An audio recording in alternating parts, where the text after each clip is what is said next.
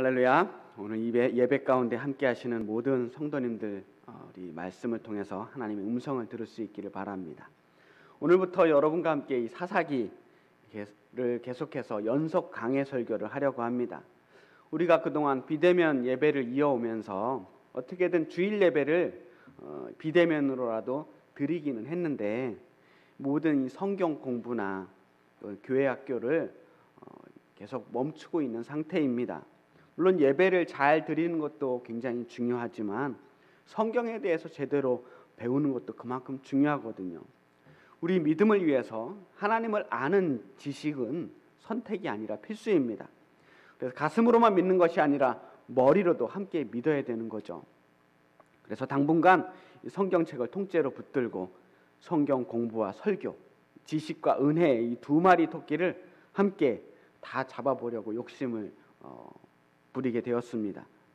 저도 이번 시리즈 강해 설교를 준비하면서 공부도 하고 열심히 준비했지만, 여러분들도 이번 기회에 사사기를 모두 한 번씩 통독을 좀 해보시고 더 깊이 있는 말씀의 시간이 될 수 있기를 권면드립니다. 오늘은 일단 사사기를 본격적으로 시작하기에 앞서서 들어가는 서론 부분이라고 생각하시면 좋을 것 같습니다. 먼저 왜 하필이면 사사기일까? 앞에 모세오경, 창세기, 출애굽기, 레위기, 신명기 많이 있는데 왜 하필이면 사사기인가 하고 생각할 수도 있을 것 같습니다. 제가 본격적으로 이 강해 설교를 해봐야겠다라고 마음을 먹고 나서 어느 책부터 시작할까 참 고민을 많이 했습니다. 그리고 고르고 골라서 제가 사사기를 선택한 거거든요. 사사기는 사실 우리가 굉장히 많이 알고 있는 것 같고 익숙한 부분인 것 같지만, 또 은근히 막상 이야기하라고 하면 잘 모르는 게 이 사사기인 것 같아요. 그동안 이 사사기 본문들을 좀처럼 많이 다루지 않았거든요. 그리고 오늘날 이 현대 시대에 이 사사기 시대가 우리에게 전해주고자 하는 그 메시지가 굉장히 마음에 와 닿을 것 같다라고 하는 생각도 들었습니다. 그래서 제가 사사기를 공부해보자 이렇게 결정을 했습니다. 하여튼 이제 시작하니까 중간중간 물론 좀 지루한 부분이 없잖아 있을 수도 있습니다만 잘 견뎌주시기 바랍니다. 그리고 사사기는 사실 읽다 보면 생각보다 재미난 부분들이 많이 있어요. 그러니까 너무 겁먹지 마시고 함께 따라와 주시기를 당부드립니다. 자, 사사시대가 어떤 시대냐? 사사시대는 여호수아가 죽고 나서부터 시작해서 사울을 왕으로 세워서 본격적으로 왕정시대가 시작되는 그 중간 시대, 대략 300~400년 정도의 시대를 사사시대라고 말합니다. 자, 이 사사기는 이 기간 동안, 그러니까 가나안 땅에서 정착해서 이스라엘 민족이 모세나 여호수아 같은 지도자가 이제 더 이상 존재하지 않는 시대, 아직은 왕도 없는 시대, 그 시대에 12명의 사사들이 등장해서 이스라엘을 위험에서부터 건져주는 이야기들이 들어가 있는 부분이 이 사사기 이야기입니다. 이 사사기는 한마디로 말해서 사사시대의 역사 이야기입니다. 그래서 보통 기독교에서는 사사기를 역사서로 분류를 합니다. 그런데 히브리 전통, 유대인들은 이 사사기를 역사서로 분류하지 않고 예언서로 분류를 한단 말이에요. 사사기뿐만 아니라 여호수아, 사사기, 사무엘서, 열왕기서 모두 다 예언서라고 분류를 해요. 여기에 이 유대인들이 역사를 바라보는 관점이 참 잘 드러나 있는 것 같습니다. 이 과거의 역사 이야기가 결국은 우리의 미래를 보여준다라고 하는 것이 유대인들의 역사관이거든요. 사사기는 우리나라 조선왕조실록처럼 역사를 기록하는 사람이 그때그때 옆에서 하나하나 기록하고 남겨놓은 책이 아닙니다. 이 사사기는 언제 기록됐냐 하면 아주 훗날 남왕국 유다가 바벨론에게 멸망한 다음에 포로 생활을 하고, 그리고 나서 마침내 이제 페르시아 왕 고레스의 명령으로 다시 고향으로 귀환할 때, 그 무렵에 이제 새롭게 예루살렘 성전을 세우고 이스라엘 나라를 다시 한번 재건해 보려고 하는 그 중에 기원전 한 5세기 무렵에 쓰여지게 된 겁니다. 폐허가 된 이스라엘을, 그리고 예루살렘 성전을 다시 세우면서 그들은 반성을 하는 거예요. 어쩌다가 우리가 이 지경이 되었을까? 어쩌다가 하나님의 선택받은 민족이었던 이스라엘 민족이 이 지경이 되었을까? 이 폐허로 남게 될 수밖에 없었는가? 그걸 반성하다 보니까 자신들의 역사 속에서 자신들의 조상들이 어떻게 행동을 했는지를 돌아보게 된 거예요. 분명히 성경 말씀에 의하면 가나안 땅에, 하나님이 약속하신 그 가나안 땅에 도착했던 그들이 하나님께 축복을 받고 대대손손 번창하면서 하나님의 보호 가운데 있어야 되는 거거든요. 그런데 어느 순간 이 모든 것들이 틀어져 버렸어요. 어디서부터 잘못됐는지를 찾아내야만 했던 겁니다. 그러다 보니까 그들이 하나님께 언약을 깨뜨렸다는 것을 알게 됩니다. 사사시대와 왕국시대를 거쳐가면서 이스라엘 민족이 끊임없이 우상을 섬기고 하나님과의 약속을 어겼던 것들을 돌아보게 되는 거예요. 그래서 그 결과로 이스라엘 민족이 약속의 땅을 빼앗길 수밖에 없었다. 그것을 역사를 통해서 반성하게 되는 겁니다. 이제 새로 이스라엘을 세우면서 과거를 반성하면서 다시는 그러한 잘못을 반복하지 않기 위해서 자신들의 지나간 역사 이야기를 하나씩 하나씩 모아서 수집해서 정리하고 기록에 남기게 됩니다. 이제 우리는 다시는 그렇게 살지 말자 하고 결단하는 겁니다. 그래서 역사를 통해서 우리가 앞으로 어떻게 살아가야 할지를 결심하는 겁니다. 그리고 변화된 내일을 향해서 새롭게 다짐을 하는 계기가 되는 것이 이 역사서예요. 그러니까 과거의 역사를 통해서 새로운 미래를 꿈꾸며 결단하게 하는 책이 사사기예요. 그런 면에서 히브리 민족은 사사기를, 또 다른 역사서들을 역사서로 분류하는 것이 아니라 예언서로 분류하고 있다라고 하는 것을 먼저 알으셨으면 좋겠습니다. 자, 그리고 우리도 이 사사기를 읽어가면서 그 시대에 무슨 일이 있었느냐 하는 것만 배우는 것이 아니라 이 사사기가 오늘 한국 교회에게 해주는 이야기, 또 우리에게 해주는 이야기를 들을 수 있었으면 좋겠어요. 온고지신이란 말이 있잖아요. 옛 것을 익히고 그것을 통해서 새 것을 알게 되는 것처럼 사사기를 통해서 우리 신앙의 미래를 결단해 보자는 겁니다.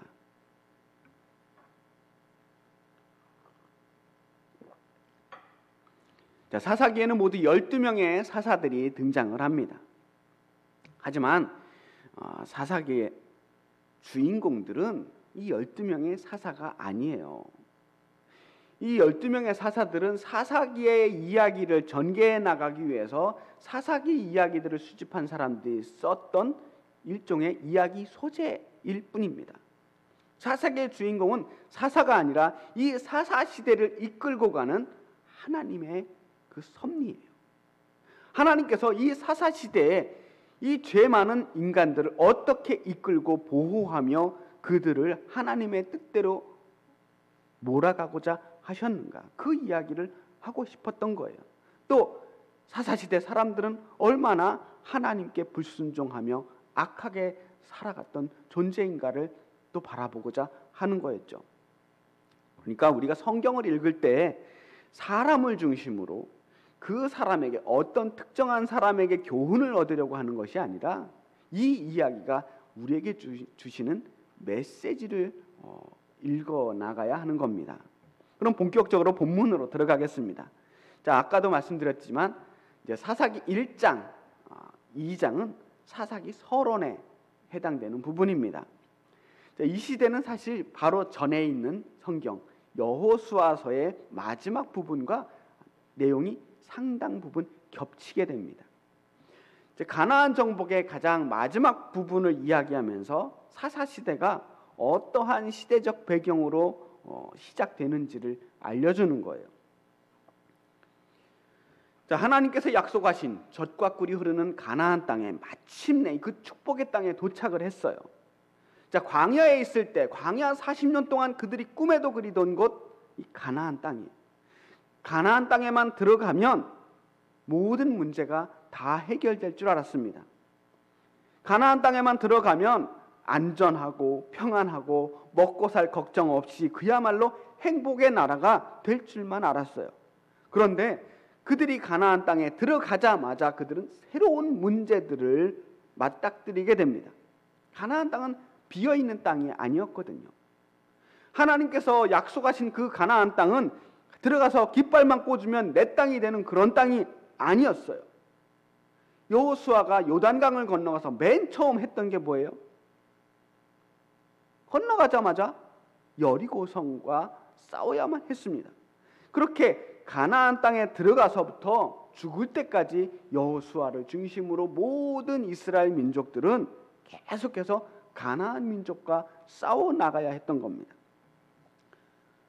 모든 싸움이 다 여리고성처럼 그렇게 쉽게 이길 수 있는 것도 아니었습니다. 그들은 하나같이 성을 가지고 있었고 큰 도시를 가지고 있었고 많은 자원과 무기를 가지고 있었어요. 결코 쉬운 싸움이 아니었습니다. 여호수아서를 보면 여호수아가 이제 제비를 뽑아서 각 지파 대표를 불러서 제비를 뽑아서 각 12지파에게 땅을 분배하는 이야기가 나옵니다. 그리고 말하죠. 너희들은 이 땅을 차지하여라. 그곳에 가서 그곳에 있는 가나안 사람들을 몰아내고 그곳에 정착하라는 이야기예요.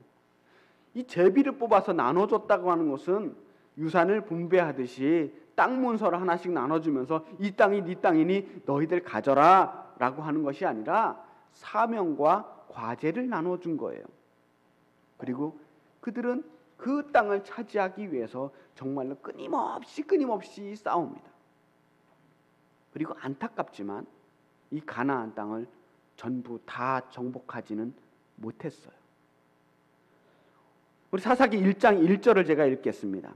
여호수아가 죽은 후에 이스라엘 자손이 여호와께 여쭈어 이르되 우리 가운데 누가 먼저 올라가서 가나안 족속과 싸우리이까? 여호수아가 죽고 나서도 여전히 싸워야 합니다. 하나님의 약속은 선물 상자처럼 하늘에서 툭 하고 떨어지는 것이 아니었습니다. 끊임없이 싸워가며 성취해 나가는 것이었습니다. 민족의 지도자로서 이스라엘을 이끌던 이 여호수아가 죽자 사람들은 이제 지도자가 더 이상 존재하지 않아요. 이제 사람들이 하나님께 앞으로 어떻게 싸워야 할지 묻게 됩니다. 우리 중에 누가 먼저 올라가서 싸워야 합니까? 하나님께 물어가면서 이 싸움을 해나가는 장면들이 나와요. 아직 이스라엘은 왕이 없는 시대라고 했습니다. 부족 국가라고 하기에는 덩치가 제법 크고요. 국가라고 하기엔 국가적인 체계가 전혀 없는 상태. 군대도 없고 세금도 거두지 않고 지배자도 없는 아주 이상한 부족 동맹 체제 혹은 지파 동맹 체제로 볼 수가 있습니다.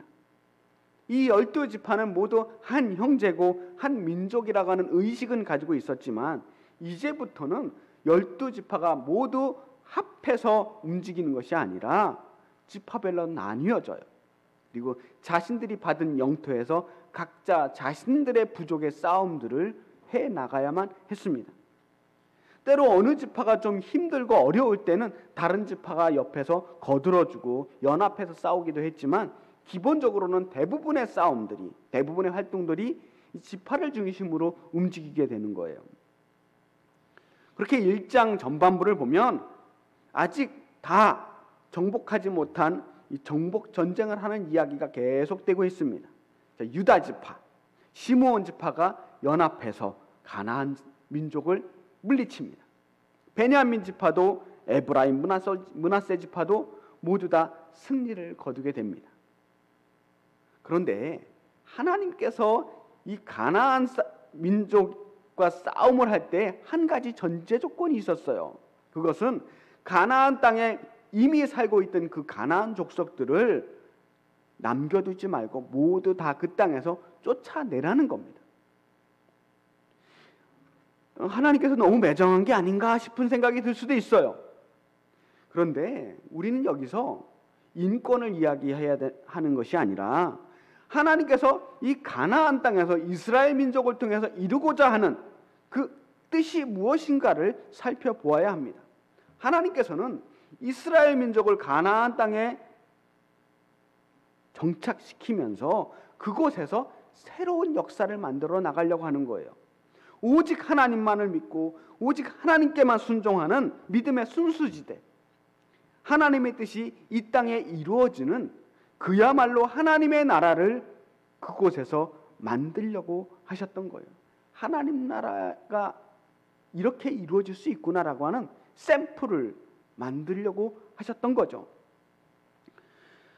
근데 모세의 오경을 보면 율법을 통해서 40년 동안 계속해서 반복해서 이스라엘 민족에게 가르쳐 주셨던 내용의 핵심이 그거예요. 너희들이 가나안 땅에 가서 그곳을 정복해서 살 때 절대로 가나안 사람들과 타협하지 말아라. 그들과 섞이지 말아라. 그들이 믿는 우상을 너희들이 믿지 말고 그들의 풍습과 문화를 따르지 말아라. 왜냐하면 너희들은 내가 택한 나의 백성들이기 때문이다 라고 가르치시는 거예요. 그러기 위해서 가장 쉬운 방법, 깔끔한 방법이 뭐냐? 그곳에 살던 사람들을 전부 다 몰아내고 이스라엘 민족으로만 이루어진 순수한 공동체를 거기서 한번 만들어 보자는 거예요. 백지 상태에서 시작하면 일단 오염될 일이 없잖아요. 그런데 이스라엘 민족은 거기 있는 가나안 족속들을 다 쫓아내지 못합니다. 오늘 우리가 읽은 본문 말씀 27절부터 36절을 우리가 쭉 읽어보니까 계속 반복되는 문구 하나가 나와요. 쫓아내지 못하매. 가나안 족속을 쫓아내지 못했다라고 하는 말들이 계속 반복되잖아요. 이 이야기가 이 사사기 전체를 흐르고 있는 메시지의 한 줄기가 되는 겁니다. 앞으로 일어나는 모든 사사기의 사건들은 그들이 가나안 땅에서 가나안 사람들을 다 쫓아내지 못했던 결과로 나타나는 거예요. 물론 이스라엘 사람들도 할 말은 있습니다. 가나안 사람들이 너무 강했다는 거예요. 정말로 그들은 강했어요.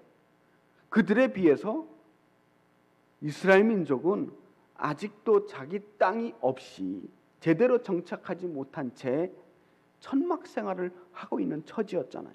그들이 가지고 있는 무기라는 게 별 볼 일이 없었습니다. 하나님께서 도와주시지 않았다면 절대로 이길 수 없는 싸움들을 하나씩 해나가는 중이었어요. 그런데 하나님께서 도와주셨잖아요. 처음에는 분명히 이길 수 없었겠지만 때로는 지기도 했지만 이기지 못할 싸움들을 하나님이 이기게 해주셨고 이스라엘 민족은 그 안에서 점점 더 강성해져 갑니다. 그런데 나중에 이스라엘 민족이 점점 더 강해지고 힘을 얻은 다음에도 그들은 가나안 족속들을 다 쫓아내지 못해요. 왜 그랬을까? 28절 말씀을 제가 읽겠습니다. 28절 말씀. 이스라엘이 강성한 후에야 가나안 족속에게 노역을 시켰고 다 쫓아내지 아니하였더라. 강성해졌어요. 그런데 쫓아내지 않아. 그리고 잘 보시면 다른 곳에서는 전부 쫓아내지 못했다라고 기록하는데 28절에서는 다 쫓아내지 아니하였다라고 표현하고 있습니다. 이스라엘 민족이 그 가나안 사람들을 쫓아내지 못한 것이 아니라 쫓아내지 않은 겁니다. 왜요? 왜 그랬을까? 그들에게 노역을 시키고 싶었던 거예요. 이스라엘이 그 땅을 정복하고 힘이 점점 강해졌습니다. 광야에 떠돌던 이 보잘것없는 민족이 이제 가나안 땅에서 승승장구를 하고 성읍들을 무너뜨리고 도시를 정복하고 그 땅의 주인이 되어갑니다. 하나님 명령대로라면 처음에는 다 쫓아내지 못했더라도 나중에는 전부 다 쫓아냈어야 하는 거예요. 하지만 쫓아내지 못했어요. 쫓아내지 않은 겁니다. 왜냐하면 그들은 그 땅에 원래 살던 가나안의 거주민들이 필요했던 거예요. 금방 읽은 28절에서 가나안 족속에게 노역을 시켰다고 했죠. 30절에 보면 스불론 지파도 주민들을 쫓아내지 못했는데 가나안 족속들은 그들 중에서 노역을 했다라고 나와 있습니다. 납달리 지파도 요셉 지파도 그 모든 지파들이 다 그들의 힘은 강해졌지만 가나안 족속과 아모리 족속을 몰아내지 않고 그 땅의 거주민들을 그대로 둔 채 그들을 자신의 노예로 삼아요. 노역을 시킵니다. 부려먹어요. 왜 그랬을까요? 자, 가나안 땅은 젖과 꿀이 흐르는 땅이라고 할 만큼 풍요로운 땅입니다. 물론 애굽처럼 큰 평야지대가 있는 것은 아니지만 40년 동안 그들이 지내왔던 광야와는 비교할 수 없을 정도로 아주 훌륭한 곳이죠. 가나안 땅은 포도와 올리브와 여러 가지 과일들이 자라고요. 또 밀과 보리와 같은 곡식들도 농사를 지었습니다. 다시 말해서 가나안 땅은 그 땅의 거주민들이 농사 기술을 이미 가지고 있었다라고 하는 거예요. 반면에 이스라엘 민족들은 농사 기술이 있을 리가 없어요. 광야 40년 동안 하늘에서 떨어진 만나와 메추라기만 먹던 민족 아닙니까? 태어나서 농사 짓는 걸 본 적이 한 번도 없는 사람들이에요. 그들이 보기에 이 농사를 짓는 기술이라고 하는 것은 그야말로 최첨단 기술인 겁니다. 오늘날에야 농사 짓는 것이 별 볼 일 없어 보일 수도 있겠지만 농사 짓는 기술이 그 당시에는 아주 혁신적인 기술이었던 거예요. 저 농사 짓는 기술을 빨리빨리 배워서 어서 우리도 더 많이 풍요로워지고 싶었던 마음들이 있었던 겁니다. 그런데 땅만 빼앗는다고 그 땅에서 바로 그들이 농사를 지을 수 있는 게 아니잖아요. 할 줄 아는 게 없어요. 언제 곡식을 뿌려야 하고 언제 밭을 갈아야 하고 아무것도 모르는 거예요. 그러니까 그들은 가나안 땅 족속 그 사람들을 쫓아내지 않은 겁니다. 분명 하나님께서는 그들을 모두 다 쫓아낸 후에도 그들이 그곳에서 정착해서 살 수 있을 길들을 준비해 놓으셨을 겁니다. 어떤 식으로든 먹여 살리셨을 거예요. 하지만 그들은 더 이상 하나님을 의지하지 않아요. 쉬운 방법을, 당장 눈앞에 보이는 방법을 선택합니다. 가나안 민족을 노예로 삼아서 그들에게 농사를 시키고 그들로 통해서 농사 기술을 습득하는 방법을 택하는 거예요. 이것이 그 모든 불행의 시작이 됩니다. 그들은 당장은 풍요로운 삶을 누릴 수 있었겠지만 이제 남겨진 이 가나안 족속이 이후로 계속해서 이스라엘의 덜미를 잡아요. 모든 갈등과 불행의 씨앗을 남겨두게 된 겁니다.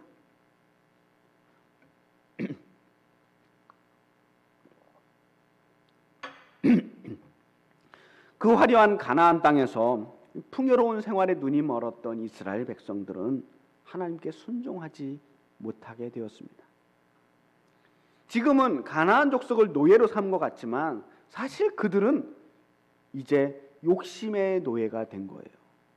풍요로움을 차지한 것 같았지만 그들에게 하나님이 주시려고 했던 하나님의 나라를 잃어버리게 되었어요. 사사시대는 출애굽 3세대의 사람들이 시작하게 됩니다. 출애굽을 했던 출애굽 1세대들은 전부 광야에서 죽었고요. 광야에서 태어났던 사람들은 정복 전쟁 중에 대부분 죽게 됩니다. 이제 사사시대는 출애굽을 경험한 적도 없고 광야도 경험해 본 적이 없는 완전히 새로운 세대가 등장하게 된 거예요. 출애굽 3세대에 있어서 가장 중요한 것은 이제 이 가나안 땅에서 얼마나 더 잘 먹고 잘 살 수 있겠는가 하는 거예요. 그들에게 하나님은 그렇게 중요하지 않아요. 경험해 본 적이 없기 때문에 마음에 와닿지 않아요. 그래서 그들은 자신의 욕망을 채우기 위해서 살아갑니다. 적당히 세상과 타협하고 좋은 게 좋은 거라고, 다들 이렇게 사는 거라고 살아가기 시작했습니다. 자기 눈에 보기에 좋은 대로 행하는 사람들이 된 거예요. 사사시대와 지금 현대 우리가 살아가는 이 시대가 너무나도 닮아 있다고 생각하지 않습니까? 무한 경쟁의 시대, 물질 만능과 성공 지상주의 시대, 욕망을 대놓고 추구해도 부끄럽지 않은 시대, 오직 자신의 행복과 만족을 위해서 치열하고 열심히 살아가는 이 시대에 어느새 하나님을 믿는다고 하는 우리 신앙인들조차도 세상의 풍조에 맞춰서 살아가는 것이 자연스러워진 이 복음의 3세대를 우리가 살고 있는 겁니다. 혹시 우리도 이 사사시대 사람들처럼 우리 안에서 정말로 쫓아내야 할 것들, 없애버려야 할 것들을 미처 다 쫓아내지 않았던 것은 아닌가 스스로에게 질문을 해보게 됩니다. 이제 우리는 이 쫓아내지 못한 욕심의 결과들을 사사기를 통해서 계속해서 발견하게 될 겁니다. 그리고 그 모습을 통해서 오늘의 시대를, 그리고 우리 자신의 모습을 발견할 수 있기를 바랍니다. 우리도 모르는 사이에 세상 속에서 가나안 사람들과 섞여 살면서 그리스도인들의 정체성을 잃어버린 채 똑같이 세상 사람들과 똑같이 욕망의 노예로 살아가고 있는 우리들의 모습을 발견할 수 있어야 합니다. 현대는 모든 원칙과 정의가 느슨해진 시대예요. 무엇이 정말 옳은 것인가 신념도 없고 정의도 사라진 시대입니다. 우리가 사사기를 다시 붙들고 읽어야 하는 이유가 여기에 있습니다. 우리가 방구석에서만 기독교인이라면 절대로 세상의 권세에 맞서 싸울 수가 없습니다. 예배당 안에서만 성도라고 한다면 절대로 우리는 세상을 변화시킬 수가 없습니다. 아무도 보지 않아도 혹은 어떤 자리에 있어도 항상 그리스도인임을 지켜낼 수 있어야 합니다.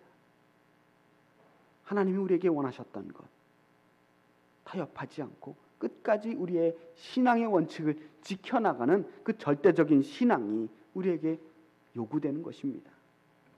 우리가 함께 이 사사기를 읽어나가면서 다시 한번 우리의 믿음을 돌아보고 지켜내는 그런 시간이 되기를 간절히 축복합니다. 기도하겠습니다.